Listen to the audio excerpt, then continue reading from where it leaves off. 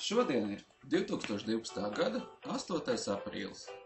Mēs atrodamies atpūtas vietā Rasa Spa, kur notiek seminārs jogas pamatprincipi. Mani sauc Mārtiņš, un es pasniedzu jogu. Ar iepriekšējiem semināriem un lekcijām jūs variet iepazīties mājaslapā www.jogas.lv, kur katrs priekš sevis var apgūt jogas teoriju un iepazīties ar dažādiem jogas veidiem. Šīs dienas tēma ir dharma, jeb dzīves ceļš. Atcerēsimies par to, ko mēs esam iemācījuši šajā dienās. Mēs esam uzzinājuši, kas ir joga, kā joga dzīvo, kas viņiem galveniem dzīvēm, un kā viņi balstās, kā arī uzzinājām, kas ir pirmais jogas princips un otrais jogas princips. Un šīs dienas tēma ir būtībā kā šāds visas lietas apvienot kopā un pielietot savā dzīvē.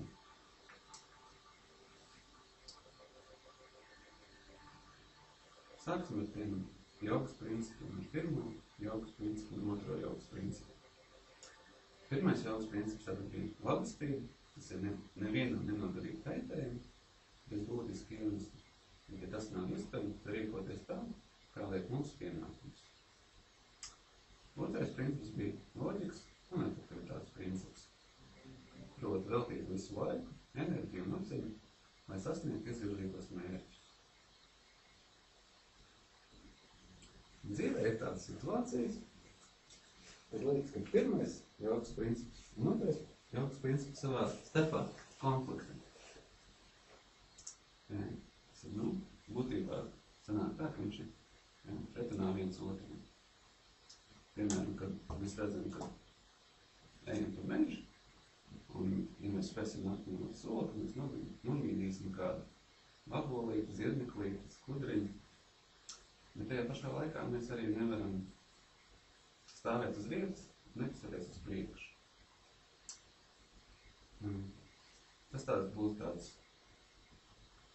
ikdienišķs piemērs, primitīvs. Bet ir tādas, var teikt, smalkākas formas, kur šie konflikti ar pirmo un otro jogas principu notiek acīmredzami. Tas izpauž dažādās dzīves situācijās. Piemēram, slēptos konfliktos, kad draudi un rada no jums kaut ko gaidu, bet mēs saprotam vienlaicīgi, ka tas neiekļaus mūsu dzīves plānos. Un sākot darīt to, ko mēs paši vēlamies, mēs tā kā atveidinām savus draugus un nepilnīgi vilties. Un vienmēr tur rodas jautājums, kā šādos brīžos rīkoties. Tas būtībā ir ļoti komplicēts jautājums, jo ejot vienu ceļu, cieši kādu pusi, ejot uz otru pusi, mēs savukārt sākam pārkāpt otru jogas principu mērķtiecību.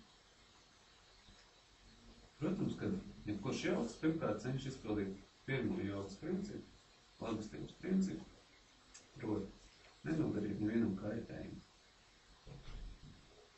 Un šeit svarīgi ir izprast, ka kaitējumu nodarīšana netiek saprast absolūti izvairīšanās no kaitējumu izdarīšanas. Jo baidoties izdarīt kaitējumu, kādam mēs varam savu dzīvi pārvērst ellē. Piemēram, ir tāds tajā pašā Indijā reliģija, kad cilvēki iet ar slodziņiem pa priekšu un slauka ceļu, lai nedod Dievs kādu, lai kādu nenolīd, kā kukaiņu. Jāatcerās, ka mēs katru brīdi mūsu dēļ kāds mikroorganisms iet bojā. Un mēs no tā nevaram izvairīties, lai kāda sāpnāk. Bet tomēr mūsu pienākums ir mazināt šīs ciešanas. Bet tikai līdz tādiem līmenim, kā liek mūsu pienākums. Un šīs pienākuma robežas mums palīdz izprast otrais jogas princips. Pirmo un otro jogas principu mēs varam salīdzināt kā divus augstus kalnus, kas ir viens otram blakus, un starp kuriem ir šauši taciņi. Un ejot uz šo taciņu, mēs vienlaicīgi cenšamies nodarīt mazāko kaitējumu apkārtējiem un maksimāli pieturamies otram jogas principam, realizējam savus mērķus. Un joga aicina mūs meklēt tādu darbības modeli, lai vienlaicīgi nepārkāptu kādu no šiem principiem. Ir spētu ievērot gan pirmo jogas principu, gan otro jogas principu.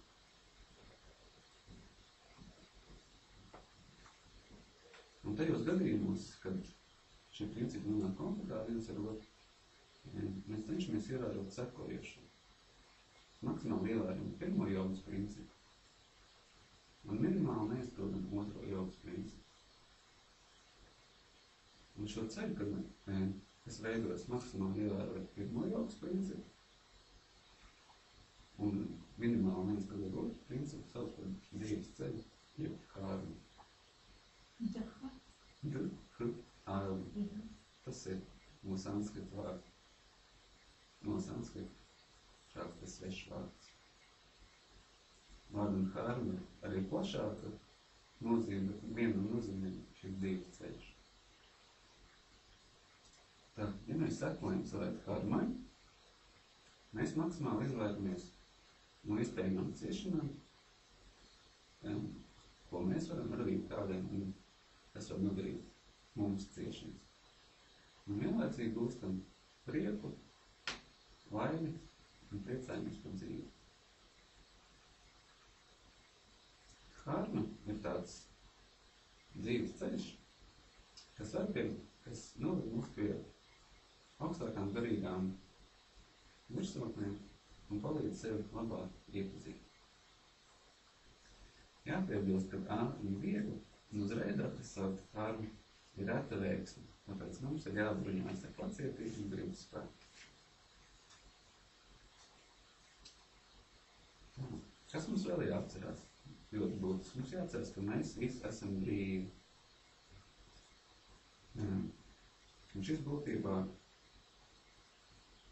ir tas sākuma punkts, ar ko sākās visi joga. Mums jāsaprot, ka mēs esam brīvi, bet tajā pašā laikā mums ir arī atbildība un pienākums. Un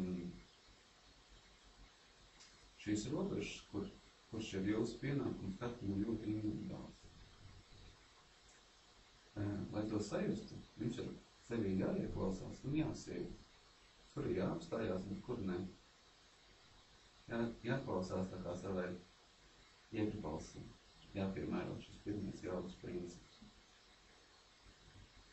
Savukārt, lai sevī spētu ieklausīties, ir arī jāanalizē situāciju no prāta un jūtas viedokļa. Kāds notiek? Prāts mums dažreiz saka vienu, bet sirdī mēs jūtam, ka mums jārīkojas savādāk. Un tai mums jācenšas pielietot gribu prāts, kad jāieklausās sirds balsī un jāmēģina atrast savus ceļus.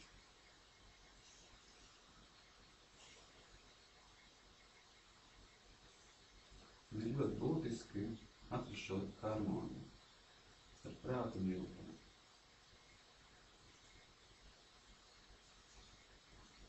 Šo te robežu varbūt dažreiz nav tik viegli atrast, bet tā vienmēr pastāv. Ja jūs, teiksim, vairāk mēģināsiet viņu atrast, jums vieglāk iesiet par šo ceļu, starp kur ir jūtas un kur ir prāts. Mēģināsiet tā kā izlaverēt starp šiem diviem kalniem. Un tas lielā mērā atkarīgs no tā, cik daudz laika, pacietības un enerģijas jūs veltat, lai sevi pilnveidot. Ja tam pievērš pietiekama uzmanība, tad jums ir vienmēr skaidrs, kā rīkoties dažādās dzīves situācijās. Jūs nepārņem šaubas. Savukārt, ja ne ar ko nenodarbojaties, tad jums ir grūtāk orientēties šādās dzīves momentos.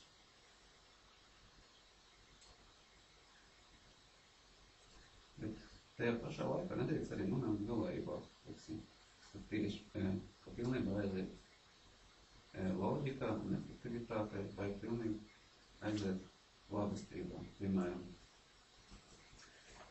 loģika un efektivitāte varētu izpausties tā, ka no biznesa viedokļa, ka jūs saprotat, ka visu var nopirkt, visu var pārdot, izmantojot šo principu no labestības principu, ka jūs atdodiet visu savu enerģiju, laiku, citiem, un tajā pašā laikā nodariet sev pāri. Tā kā jūsu resursi iekšējā tiek izsmēlti.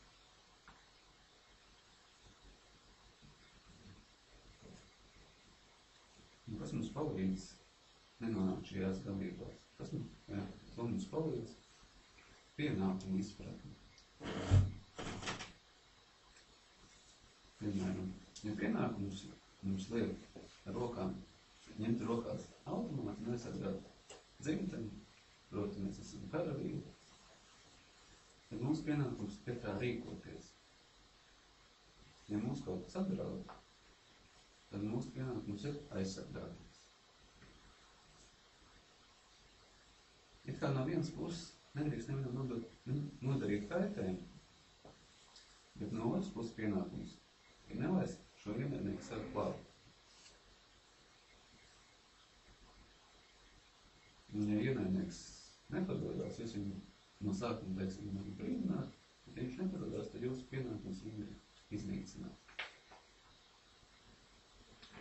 Un šeit no vienas puses pienākums ir tā formāli liek jums sāpināt, bet iekšē jūs arī esat pret vardarbību un nogumināšanu. Tāpēc, ja sadaraties ar kaut ko negatīvu, dodiet pretriecienu, bet tikai savu pilnvaru ietvarot. Savas pilnvaras nevajag pārsniegt. Ja pienākums profesionālam karavīram aizsargāt dzimteni, tad ir nepieciešams neutralizēt ienaidnieku pie tam pašā efektīvākā veidā. Piemēram, piezūdoties no aizmugures un viņu neutralizēt. Bet tajā pašā laikā, ja jau notiek lūsteņu nogumināšana, tad tā jau pilnvaru pārsniegšana ir. Bet kas notiek, kad, ja mēs nepretojamies ienaidnieku neapturam, tad agri vai vēl viņš mums pārmācās. Tātad pirmais un otrais jogas princips mums palīdz atrast savu harmu. Ir dzīves ceļu. Saprotot savu harmu, mēs saprotam savu pienākumu. Pienākumu izprašana parāda mums dzīves mērķus un pareizu uzvedību, kā rīkoties. Savukārt pareizu uzvedību mums dod pareizs un derīgs rezultāts. Tieši priekš mums individuāli, katram priekš sevi. Tā rezultātā pieaug dzīves izpratne un labāk tiek saprast pirmais un otrais jogas princips. Un tā mēs mācāmies to iemiesot savā dzīvē. Pat tajā gadījumā, ja mēs šos principus līdz galam neizprotam, mēs cenšamies viņus pildīt. Un ar laiku mēs nevis sākam sajust savu dzīves ceļu, savu garīgo ceļu, izprotam savu pienākumu, kā arī labāk sākam izprast šos pašus jogas pamatprincipus. Un ko mēs no tā iegūstam? Mēs kļūstam pilnīgāk, viedāk, laimīgāk un veiksmīgāk. Un arī gudrāki. Un vēlreiz, ko mums saka joga? Joga mums saka, ka mums jāatcerās, ka mēs visi esam brīvi. Taču brīvībai, kā jau es minēju, ir otra puse, kā ir atbildība. Proti, neviens no mums nav no gaisa nokritis. Vecākiem mums vajadzēja apģērbt, barot, un ilgi pirms tam, kad mēs kaut ko vispār sākām saprast. Viņiem vajadzēja mūs uzaudzināt. Savukārt valsts mūs skoloja un aizsargāja.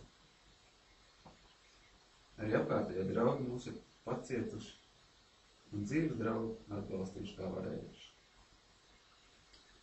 Un apskatot šīs dienas situāciju no pagātnes viedokļa, mēs saprotam, ka apkārt mums vienmēr bijuši cilvēki, kas mums palīdzējuši un atbalstījuši. Taču ir jāatcerās ļoti būtisks faktors, ka viņi arī visi ir brīvi. Un ir gan var un ir tiesīgi darīt to, ko vēlas. Agrāk pagātnē savulaik viņi piespiedās, atteicās no savas daļas brīvības mūsu dēļ. Un tāpēc automātiski parādās šis pienākuma jēdziens pret citiem. Un pienākums ir tas sākuma punkts, no kur mēs varam sākt apskatīt lēmumu.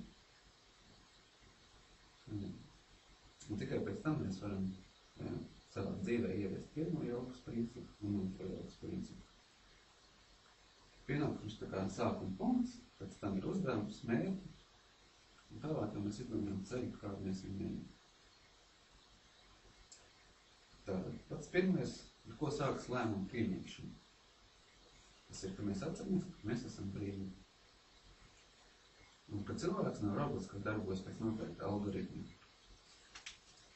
Bet tajā pašā laikā mēs arī nespējam izmantot pilnībā savu brīvību, jo esam neziņas varā. Pretī, ja no paša sākuma cilvēks izslēdz brīvības iespēju, tad viņš sarežģīja savu turpmāko dzīvi. Bieži vien cilvēks vēlas būt kāda atkarībā. Viņš nevis izsaka vēlmu, būt nebrīvam un atkarīgam no kāda. Un tādējādi viņš izdara savu lāču pakalpumu, sašķeltina savu redzesloku. Analoģijā tas varētu būt tā kā viņš atrodas krēsla zonā, kur ir palaiks un nesteidz, viņš neredz, kas notiek apkārt. Tomēr pietiek tikai nelielu gaismas stariņu, lai viņš sāktu saskatīt, ka apkārt ir koki, citi cilvēki. Kaut kas notiek, un dzīve viņam pārvērsies un sāk kļūties brīnišķīgi. Un tad brīvība ir šis gaismas stariņš. Gaismas stariņš, kas dod mums šo iespēju. Bet no otras puses cilvēks to nespēja pilnībā izmantot. Jo atrodas neziņas vai maldu iespējām. Proti cilvēks neapzinās, kas viņš patiesībā ir. Joga cenšas izmantot šos divus principus, pirmo jogas principu un otro jogas principu, atbrīvot cilvēku no maldiem, no neziņas, un viņas mērķis ir, lai cilvēks sevi iepazīst, tādējādi atklājot savu potenciālu. Un ilgadējā cilvēks pieredze liecina, pie 10 000 gadu un vairāk, kad līdz brīdim tomēr atklājam augstāko zināšanas, visu redzēšanu, visu varēšanu. Mums ir iespēja izmantot gadu laikā uzkrātāt zināšanas un pieļaut mazāk kļūdu. Un tāpēc ir vērts pieturēties pie sekojoša algoritma. Un viņi var pielietot kuram dzīves situācijām un tādējādi noteikti pašu labāko ceļu, pa kuru iet. Piemēram, ja jums ir vairākas iespējas veidi, kā rīkoties noteiktās situācijās, tad jūs pielietot šādu sekojošu algoritmu, ko es nosaukšu, pastāstīšu, lai izdomātu, nonākt pie tāda pareizā ceļa. Tātad pats pirmais, ko mēs atceramies vēlreiz, ka esam brīvi. Otrais, ko atceramies, ka mēs neesam no gaisa nokrituši un kāds atdevis savu brīvības daļu, lai mēs varētu iegūt savu brīvību. Un mums ir pienākums un atbildība pret citiem. Šajā posmā varbūt jau kāds no variantiem atkrīt. Pēc tam skatāmies šo situāciju vai variants tādu otro jogas principu, proti. Atmetam visu to, kas citiem nodara sāpes. Nākušās iespējas mēs pildām ar otro jogas principu, mēģinam ar loģikas palīdzību noteikt pašu efektīvāko rīcību un atkal noteikt kādas no iespējām atkritīs. Ja mēs savā praksē izmantojam ātrās jogas metodas, mēs to vēlreiz filtrējam caur trešo jogas principu. Un tā, ja mēs esam to visu izdarījuši, un pēc filtrēšanas palicis viens lēmums, liels, ka mēs zinām, kur izvēlēties. Tomēr šajā brīdī nevajag steigties un jāatcerās, mēs esam brīvi. Un varam pieņemt jebkuru no šiem ceļiem, kas mums bija sākumā. Tajā gadījumā, ja mēs ar to daram kaut kādas muļķības vai nepareizo ceļu. Tā ir cilvēka daba, un tajā pašā laikā viņam ir dots neierobežot brīvību. Viņš var rīkoties, kā viņš vēlās. Un viņa brīvība neviens neierobežo. Ko darīt tādā gadījumā, ja palikuši vairāk variantu? Tad mēs varam vai nu uzticēties sabiedrības viedoklim, vai arī kādai autoritātei, kādam cilvēkam varam prasīt padomu. Šī ir ne tikai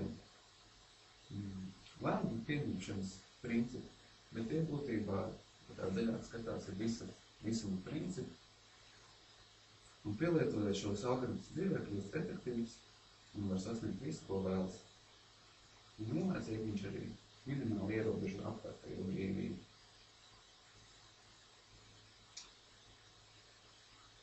Izmantojot jogas metodas, cilvēkam ir iespējams pāriet no kvantitātes kvalitātei. Piemēram, pavisam nesen, kad datori kļuva pieejami plašākiem ļaužu plūdiem, dzīve būtiski mainījās. Pavērās iespēja, teiksim, sazināties ar vairāk cilvēkiem, iegūt plašāku redzesloku. Un tāpat arī joga var dot noteikts instruments, ja iemācās ar tiem rīkoties, ir iespējams kvalitīvi izmainīt savu dzīvību. Tajā pašā laikā joga ir ļoti plaša un sarežģīta, un ļoti ilgi ir jāmācās to. Bet jau no šīs dienas joga var pielūtot katru savā dzīvē. Un zītiņiem, un virzīties pa šo ceļu. Ja mēs izstrādājam pieredumi lietot šo algoritmu, tad kļūdu izdarīšanas iespējas samazinās. Tas nebūtu nenozīmē, ka mēs pārstāvam darīt muļķības, bet to skaits kļūst mazāks. Lēmumu pieņemšanas algoritms ir tas instruments, ko jau mēs šobrīd varam pielietot dzīvē. Lai mēs to spētu, mums no sākuma tas jāatzīst. Pēc tam ir jāiekrīt galvā, pēc tam ilgi par to jādomā un jāmēģina to pielietot savā dzīvē. Vēlāk jau mēs varam mācīt citus, un droši vien kaut ko sāksim no jogas pirmā un otrā principa saprast tikai no šī brīža, kad mēs stāstīsim to citiem, tad mēs viņu labāk jau sāksim izprast.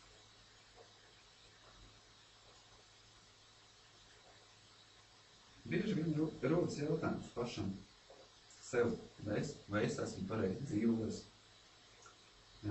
vai ir bijusi iespēja izvairīties no dažādām nepatīkamām dzīves situācijām, vai ja būtu rīkojies citādi, tad būtu varējis izvairīties no daudzām ciešanām.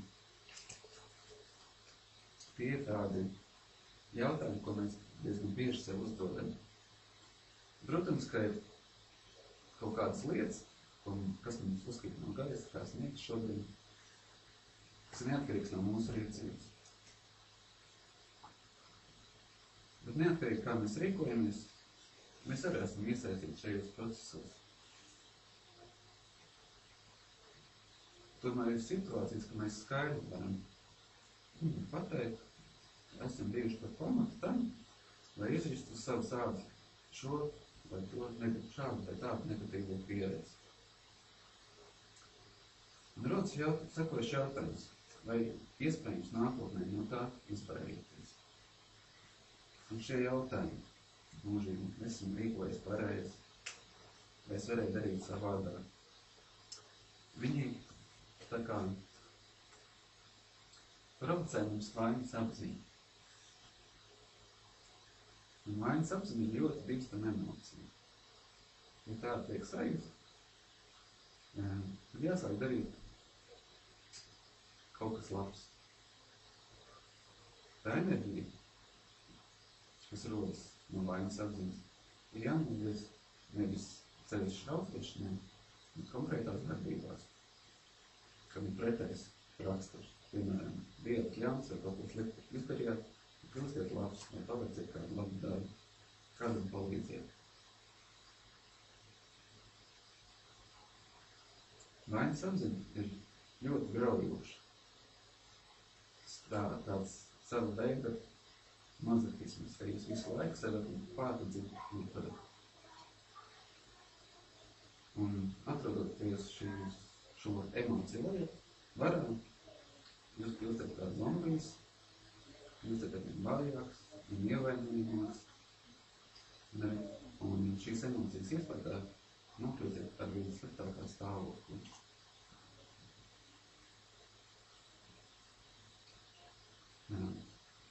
Vainas apziņa mūs bloķē, un mēs kļūstam vājāk. Savukārt, viss, kas dara cilvēku vājāk, vēl vairāk pasliktina esošo stāvokli. Tāpēc jābūt konstruktīvai vainas apziņai un jāvirza šī enerģija tieši pretējā virzienā.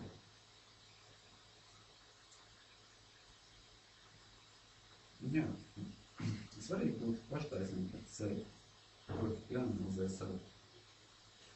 savas darbības, sekas, kādas tās rada. Bet nevajag sevi vainot, jo jāsaprot, ka jūs nodarījāt jaunu vai rīkoties tieši šādi, savādāk, savas neziņas, jeb malu pēc. Visi dzīvās būtnes nemitīgi mācās. Pagātnē pieļautās kļūdas mums parāda, kā nevajadzēja rīkoties, un mēs šodien jau varam rīkoties pilnīgi savādāk. Tajā pašā laikā pieļautās kļūdas neatbrīvo mūs no atbildības. Tomēr tās nelaup mūsu brīvību, bet zināmā mērā ierobežo gan.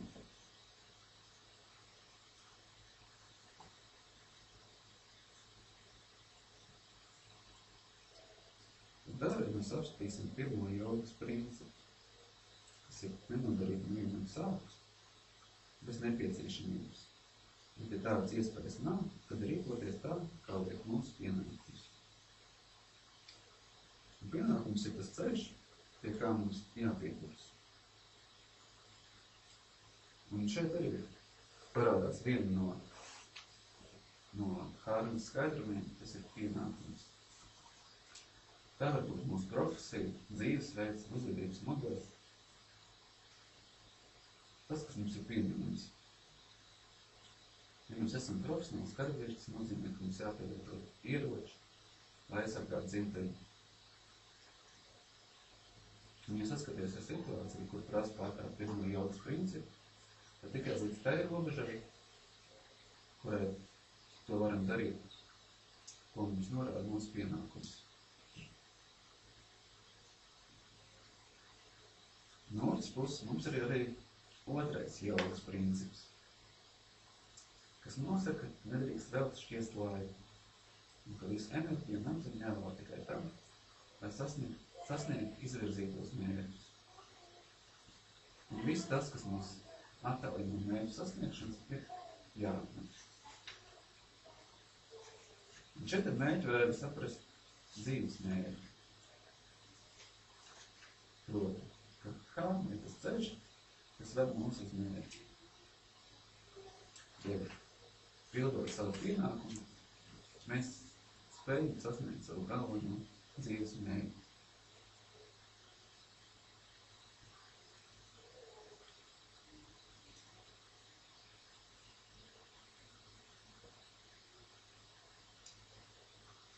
Tātad pirmajā un otrajā jautas principā jau būtībā ir nemanām ielikt šis harmas jēdziens dzīves ceļš. Tad mēs viņu tā kā apvienojam kopā un meklējam atbildes pašu saviem jautājumiem par to, kas mēs esam.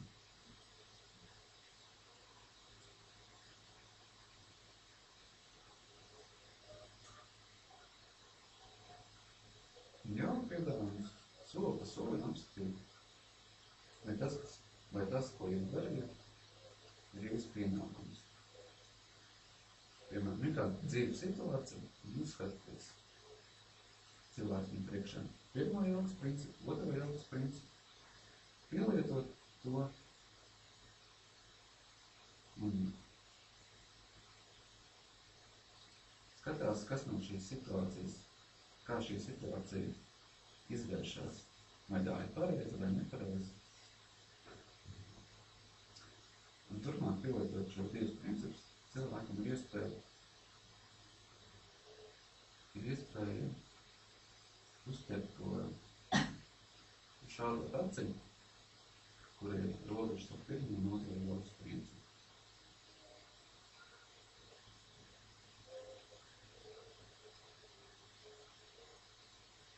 Parasti ir jāsāk ar to, ka cenšamies pieturēties pie pirmā jautas principa, nebūt sāpes, bet vienlaicīgi nedrīkstam atteikties arī no otrā jautas principa un nepiecības. Ja šie divi principi savā starpā nesadurs, jums ir dzīvē vienkārši pieņemt lēmumus, viss būs labi un nebūs viegli. Tad, kā saka, mums ir labi kādi. Tomēr pretējā gadījumā, ja šie principi nepārtraukti sadurās, ir daudz vērtīgāk, nevienmēr viss ir tik vienkārši un ir jāšķetir viens kārmas mazas.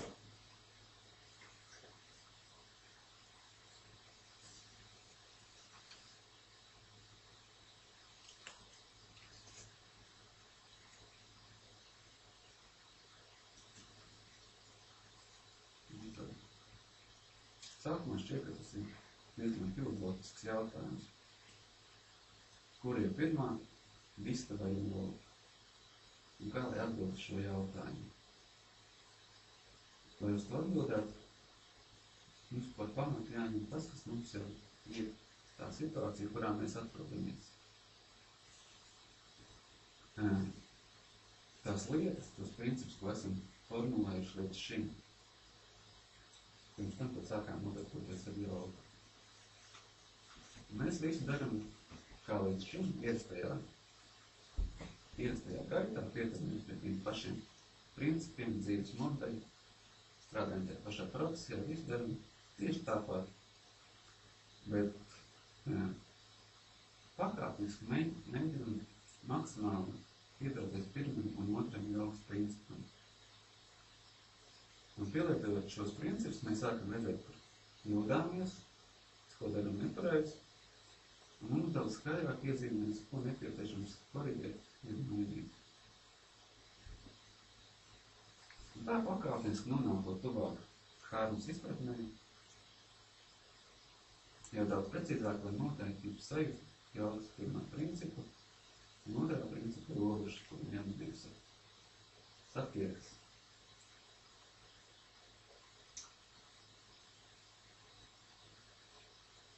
Ir brīži, kad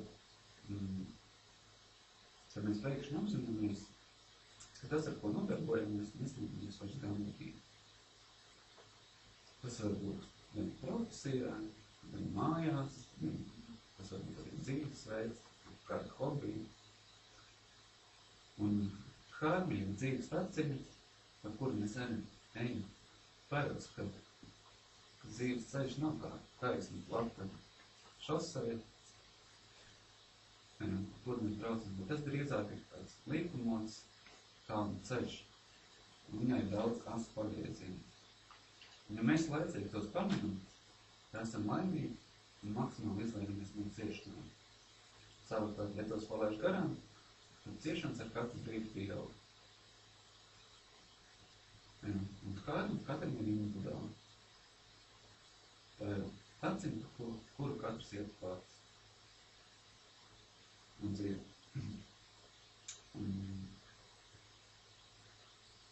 Tas, teiksim, varbūt nepieņemt jūsu tuviniekiem, draugiem un apkārtējiem.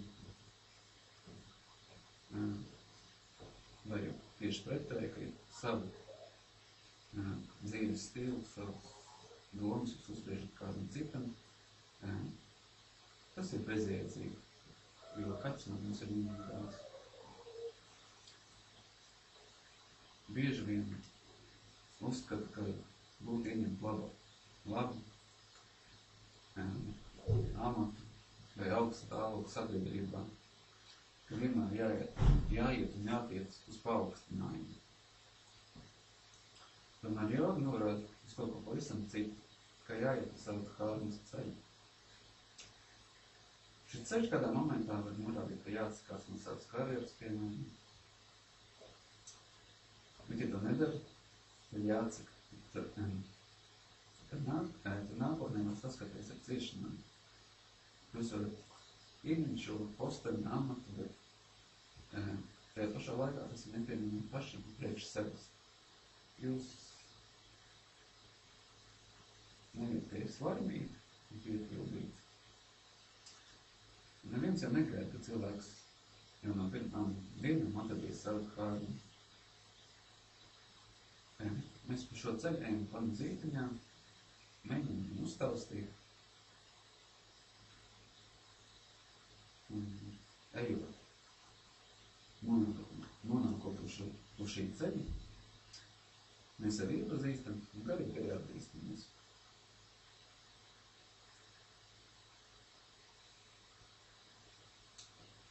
Vēlreiz apkoposim.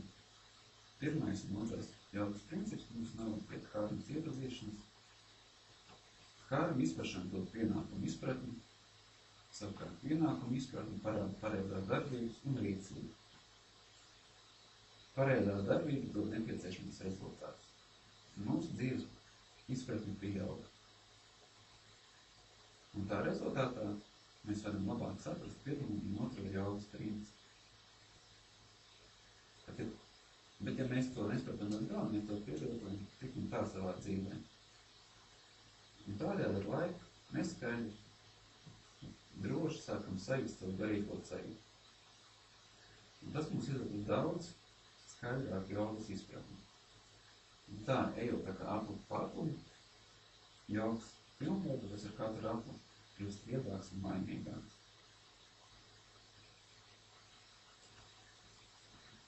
Kādi mūsu ieroči vai metodas, lai pārraida savu nezinu? Tas ir pirmais jogas princips, tā ir virsloģika un laba stila. Un otrais princips - atteikšanās no dzīvnieciskiem instinktiem. Bez šiem abiem diviem principiem ir vispār laba stila un virsloģika. Bez šiem diviem principiem vispār ir grūti kaut ko sasniegt. Šie divi principi nepārtraukti sadurās. Un mums visu laiku jāiet pa šo šauro kalnu taci, lai uzkāptu kalnā, mūsu redzesloks kļūst plašāks, un mēs varētu redzēt visu apkārt daudz skaidrāk un plašāk.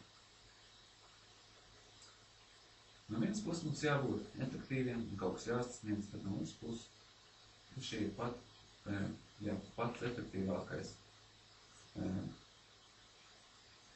ceļš vai metoda nodara kādiem kaitēm, tad iespējams mums no šīs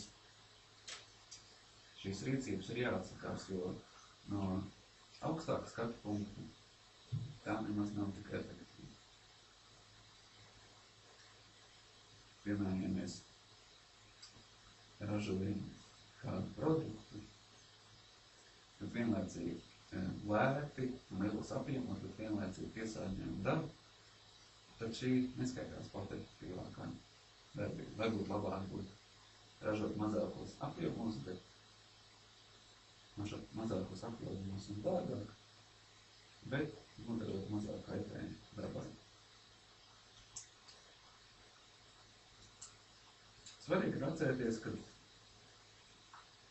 šos abus principus dzīvē ir jācenš pielietot vienlaicīgi. Ja mēs pielietojam tikai vienu principu, honestību vai loģiku, mēs nonākam galējībās. Un tas atkal vairs nav labi.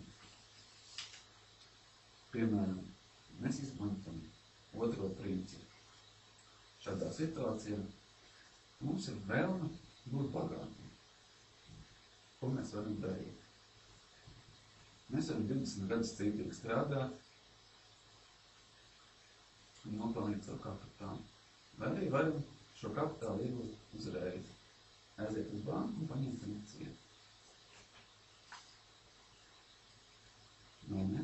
Man loģikas viedokļi liekas, priekš kam vēl šķiest 20 gadus, ja mēs varam tikt pie pikti uzreiz.